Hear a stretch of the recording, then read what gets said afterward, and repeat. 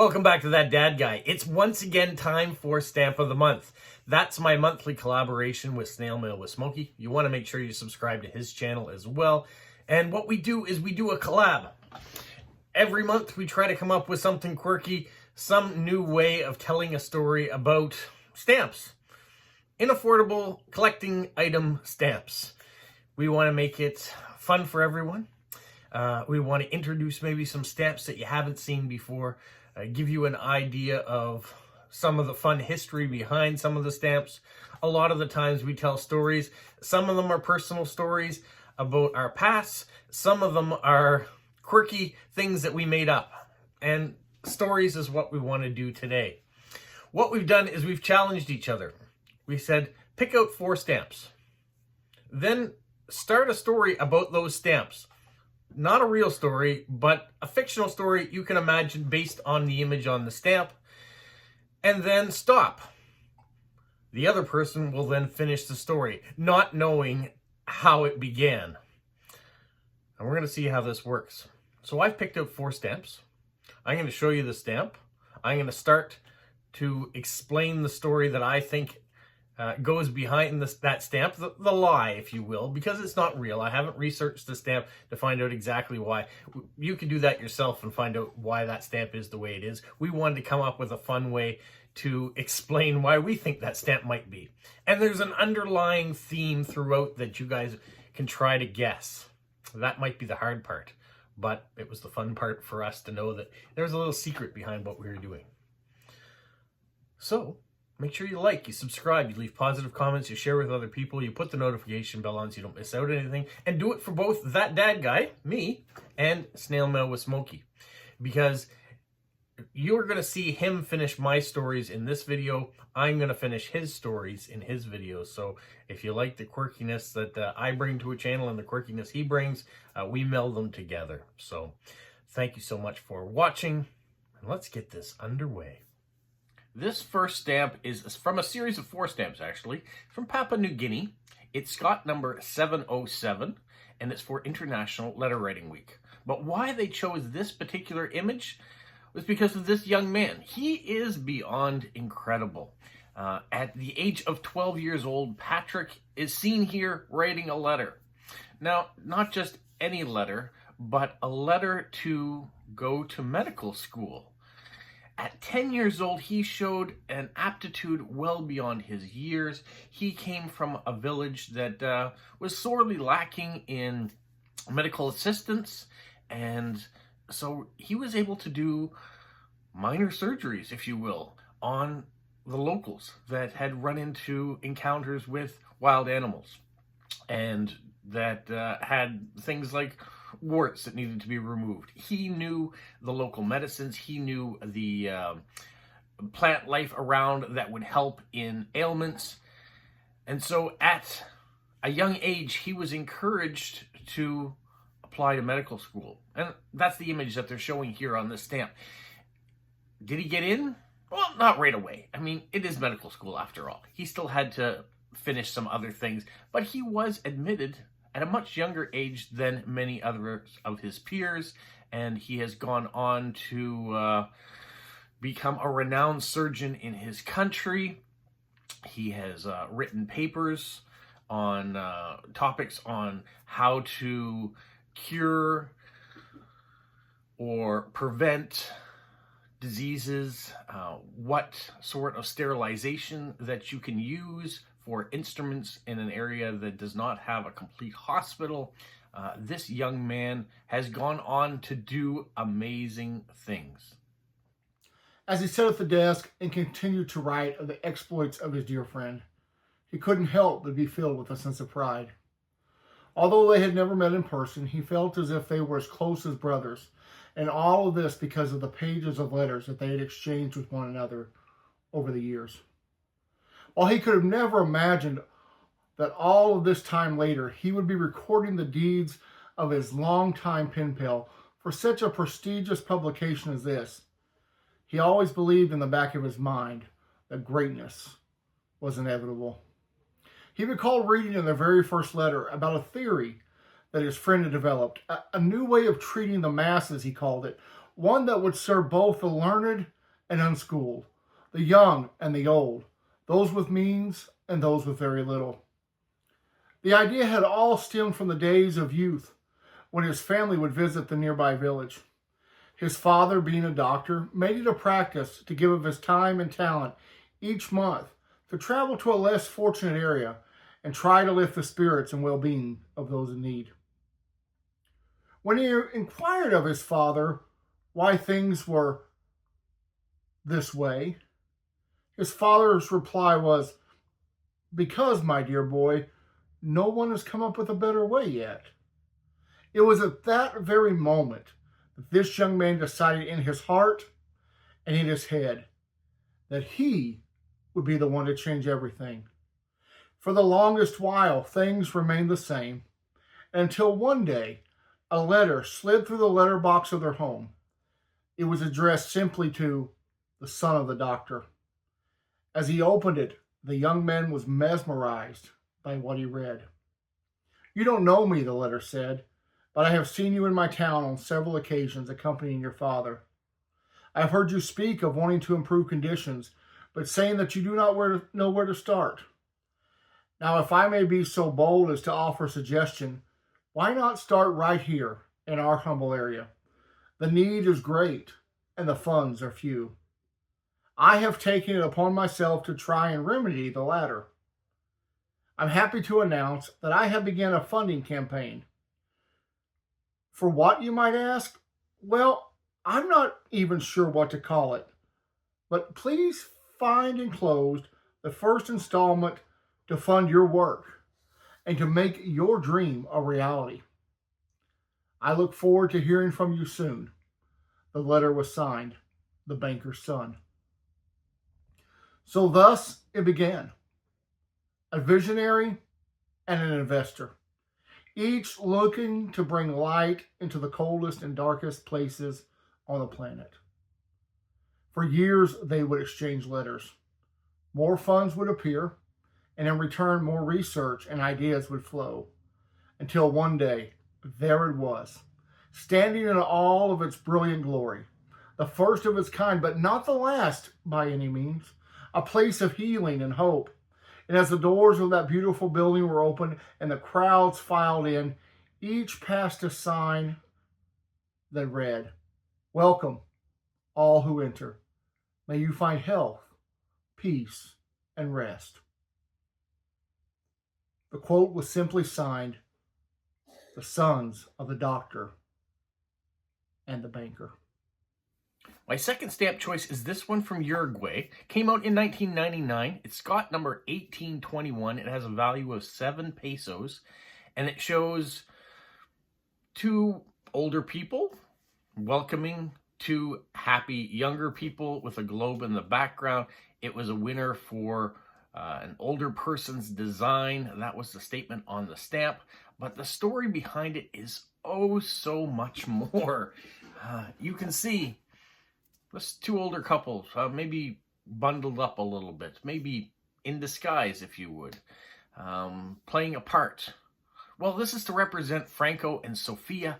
They were from Uruguay, but they went around the world collecting children. Now, what do I mean by collecting children? Not in a negative way.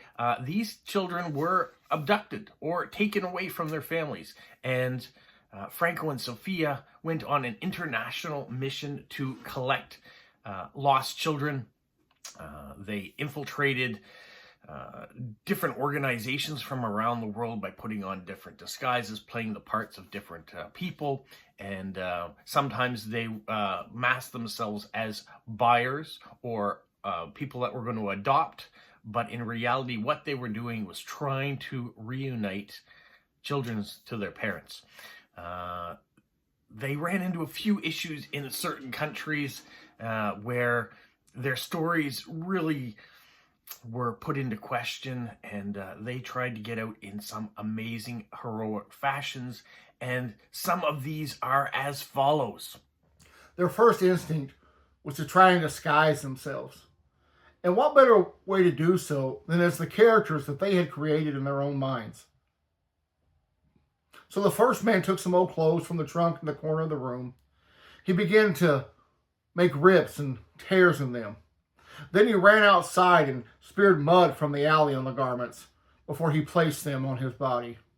He finished the look with an old bowler hat that he had found and stuck the stem of an old dried up feather in the brim.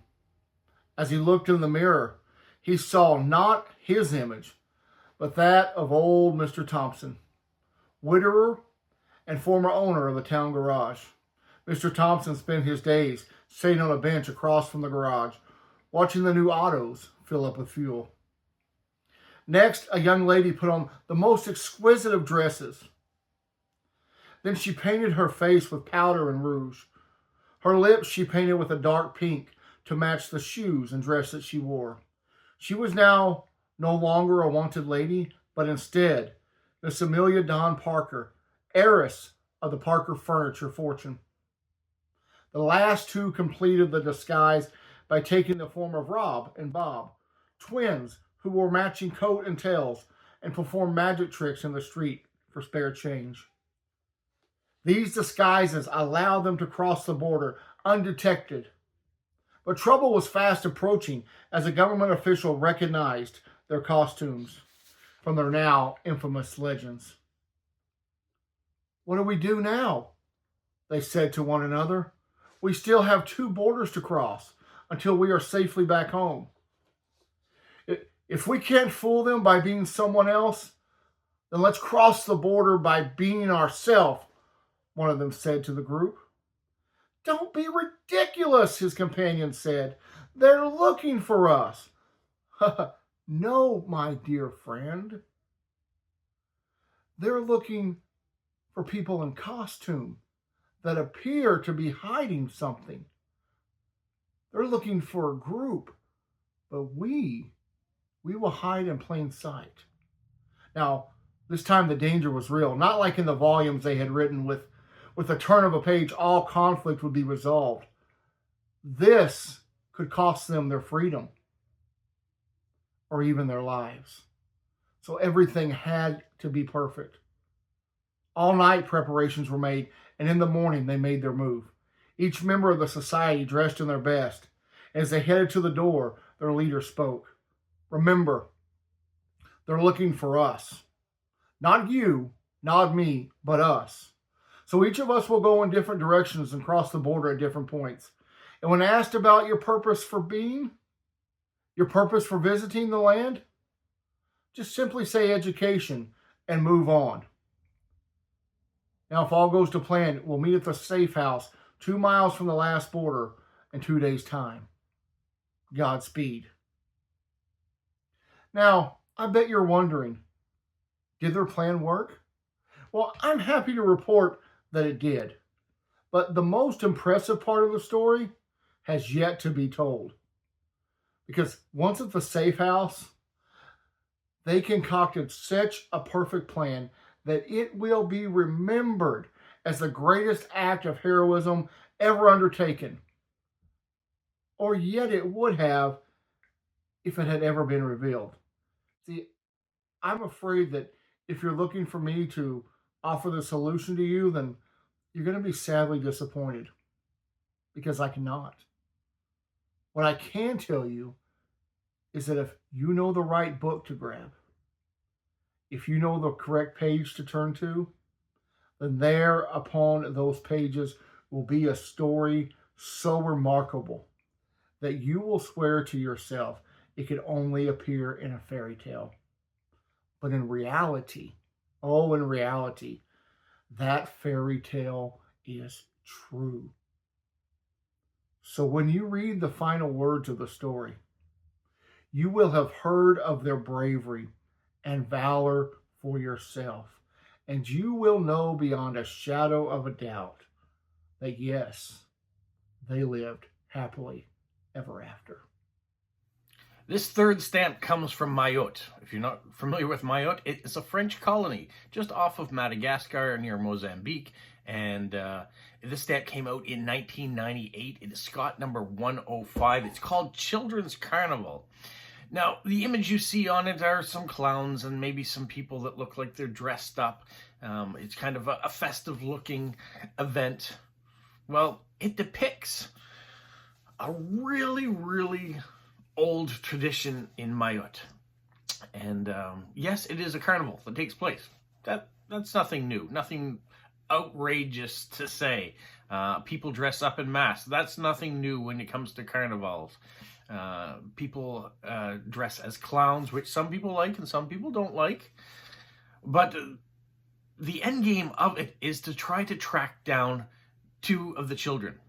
There's going to be one child that is dressed as a lion and one child that is dressed as a clown, a specific type of clown. And in the end, the winner is the person that comes out wearing the eye patch. Very complicated. Yeah, really complicated. And the history and myth behind it is also very complicated. So let's just picture this. A village on a certain day all gets together with children that range from the age of 7 all the way to 14. And in it, they are all disguised. And two of the children have been pulled aside, have been given a story, a procedure they need to follow. And the rest have been given another assignment. That assignment is... Listen closely and trust no one, the note said. The clowns that you see before you are not as they appear. They are not the bringers of joy and mirth, but rather sorcerers who seek to hold on to their power by stealing joy from young children like you. These ministers of malice have taken captive the real party clowns and are holding them at the edge of town. To free them, you must steal the key from one of these sorcerers. Now you'll find it tied to a giant flower on his lapel. Get to the flower and make your way to the north side of town. There you will find a man holding a monkey. Give the key to the monkey and wait. Just then, one of the clowns burst from the crowd and said, "Oh, I need a volunteer from the audience." One of the children who had been given this secret assignment held up his trembling hand and said, "Pick me. Pick me." "Okay, you," the clown said. "Come here, child." Oh, the clown was dressed as you would expect him to be, with bright makeup, a pointy hat, a nose that was huge, and big floppy red shoes. And in his lapel, a giant red carnation. The clown looked at the boy and said, "What kind of balloon animal would you like me to make for you, child?" The boy thought to himself and said, a giraffe, sir?" "Well, okay, but that might take me a minute. Giraffes have very long necks." The clown reached into his pocket and pulled out several balloons, and as he filled them with air, he began to twist their form and their shape until he produced a piece that remarkably resembled a giraffe. Here's my chance, the boy thought, and as the clown handed the boy the balloon giraffe, he reached up and grabbed the flower from his lapel. Immediately, he and his friend ran off. Together they made their way to the north of town, and they found the man and the tiny monkey, just as they were told they would. As they approached the man, he began to speak. "Do you have something for me, my friend?" Yes, sir," the boy said, and took the flower from his pocket and handed it to the tiny monkey. Just then the monkey grabbed the flower and held it to his nose. All of a sudden, the petals faded and smoke filled the air. It filled the air so much that it surrounded the man and the tiny monkey until each of them began to change form right before the young lad's eyes. Now gone were the stranger and his tiny pet, and in their place were two clowns. "Well, hello, boys," one of them said. "Thank you for freeing us and simultaneously destroying the sorcerers. Now the children and the adults of the world can breathe easy, as they no longer have to fear us, birthday clowns." Well, the moral of this tale is simple.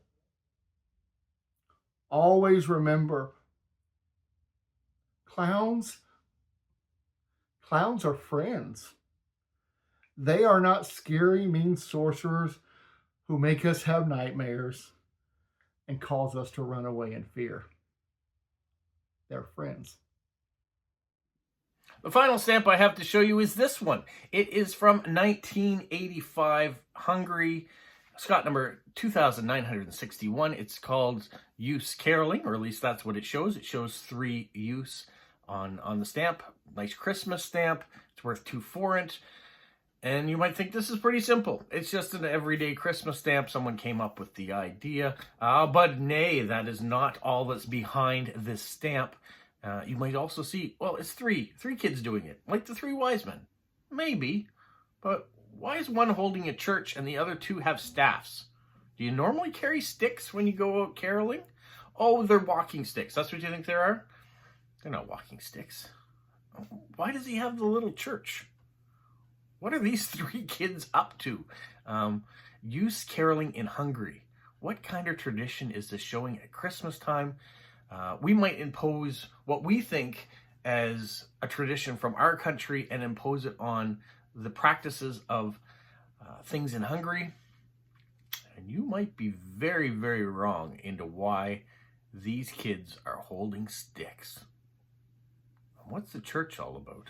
It may appear from all outward appearances that these young children are often participating in a Christmas play. Perhaps they're performing as shepherds or even the 3 wise men. But that's not the case. In fact, the Christmas play was 5 days ago, and although these young boys were in it, the story is about so much more. Let me first take you back to the night of the play. The church was full as usual on Christmas Eve, and the children were all huddled in the basement, rehearsing their lines one final time. There were children who were dressed in white with cotton balls glued to their clothes to, make them look more sheep-like. Others were dressed in bathrobes with towels around their heads, held in place by ribbon, to complete the look of a shepherd. Also among the group were a young Mary and Joseph, an angel, and a variety of stable, friendly animals. If my recollection is correct, then there were 3 cows, 2 camels, and 1 donkey, complete with extra long ears. Oh, and most importantly, there were 3 wise men, each holding gifts of gold, frankincense, and myrrh. Now, the performance went off without a hitch, and the crowd was full of smiling parents, grandparents, and parishioners, all cheering for the young cast. Near the close of the service, the pastor stood behind the pulpit and began to speak. "Thank you, children," he said. "We are indeed blessed by your reminding us all of the meaning of this sacred night." Now, before we're dismissed, I'd like to ask Mrs. Dobbs if she would stand and say just a few words. You see, tomorrow will mark her 85th Christmas, and I know that she's been a blessing to each and every one of us. Now, Mrs. Dobbs was a short lady with short white hair. She didn't weigh 90 pounds soaking wet, and while she walked slow, there was still power in her voice and a gentle smile to her face. Placing both hands on the pew in front of her, she rose to her feet and spoke these words. "Believe it or not," she said, "I remember when I was young enough to be in the Christmas play. I was a donkey, a sheep, an angel, and one year I was even married. But that was some time ago, and the church has changed just a bit over the years. Well, I remember right where Pastor was standing there used to sit a small table, and on that table was a little wooden church with a slit in the roof. It wasn't much to anybody else, but to me it was beautiful. And every year when the children of the church would have a birthday, the pastor would call us up front, and the entire congregation would sing happy birthday to us. It was then our job to take a couple coins that mother and father had given me and place it inside that tiny church. All this spare change went to our building projects. I felt so grown up standing there in front of everybody, and that in some small way, the change in my pocket was contributing to a greater purpose. Now, I'm sure my mother and father never knew it, but I used to ask them for spare change, and when they gave it to me, I'd sneak up in front of the church some Sundays and place it in that roof of that tiny church, just so I could spend a little time staring at the beauty of the building. It was such a cute church. Pastor, I wonder where that ever went to. The pastor looked at the congregation, he looked around, and he said, I'm not sure, Mrs. Dobbs, that was way before my time. Well, the service ended and everyone went home, and a few days passed. And these same three boys who had played the three wise men in the Christmas parade found themselves trying to decide how they were going to spend the money that they had received for Christmas. As they went from store to store, narrowing down their options, one of the youngsters stopped in his tracks. And he said, Hey boys, come here.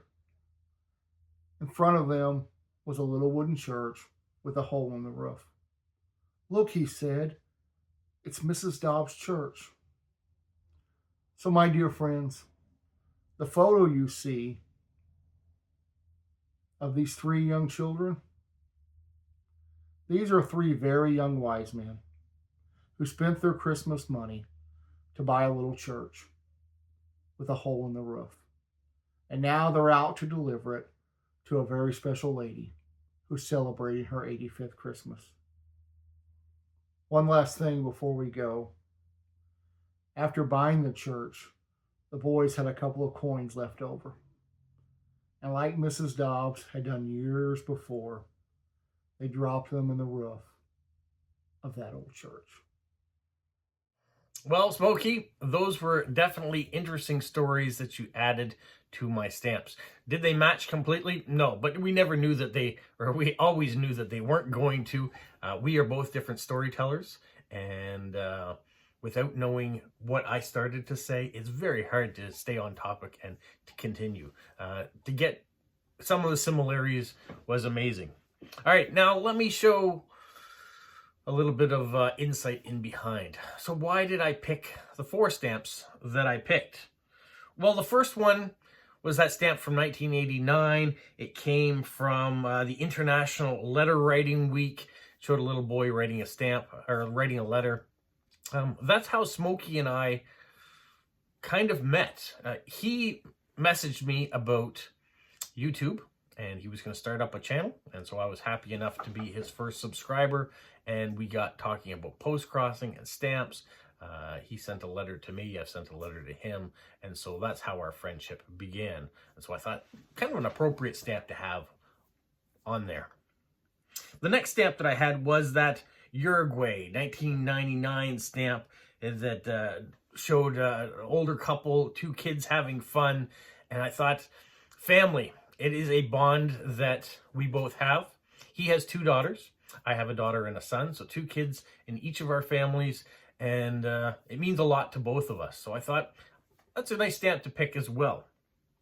The third stamp, though, was the Children's Carnival. That was kind of a sneaky, mean kind of stamp to do. I know Smokey does not like clowns, and so I had to put that in there.